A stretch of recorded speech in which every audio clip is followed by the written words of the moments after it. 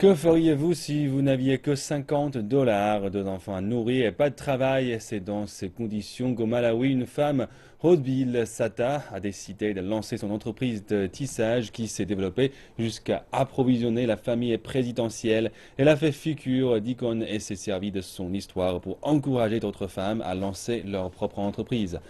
Malheureusement, Roseville est décédé le week-end dernier, quelques jours seulement après avoir accordé à notre interview avec notre envoyé spécial Dan Ashby. Et notre reportage d'aujourd'hui, lui, est dédié. Chez Rosebille Sata, le tressage n'est pas seulement un passe-temps familial.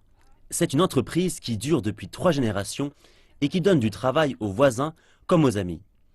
Il y a 10 ans, Rosebille était sans emploi, sans argent et avait 2 enfants. Elle a donc transformé un loisir en une entreprise. J'ai commencé en faisant des corbeilles de mariage pour des amis. Ces corbeilles ont été réparties par la fille du président de l'époque qui en a commandé 1000.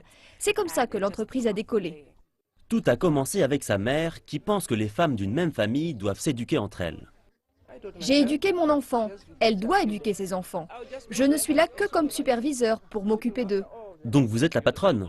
Je suis la patronne, le gourou. Rosebille a découvert son amour pour le tressage ici, dans sa maison familiale, qui est aujourd'hui une véritable ruche.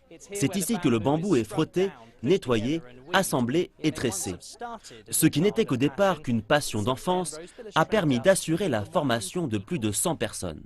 Et Rosebille pense que les femmes ont besoin de davantage de soutien pour arriver à ce genre de résultats.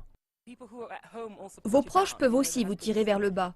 Un mari peut dire « Mais à quoi bon faire ça? À quoi bon étudier ?» Il nous faut changer les mentalités en commençant par la base et non pas l'inverse.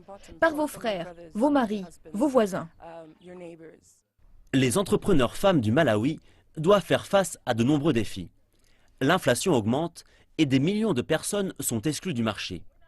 Mais Rosebille était optimiste. Elle n'avait commencé qu'avec un panier, et c'est pourtant lui qui les a portés si loin.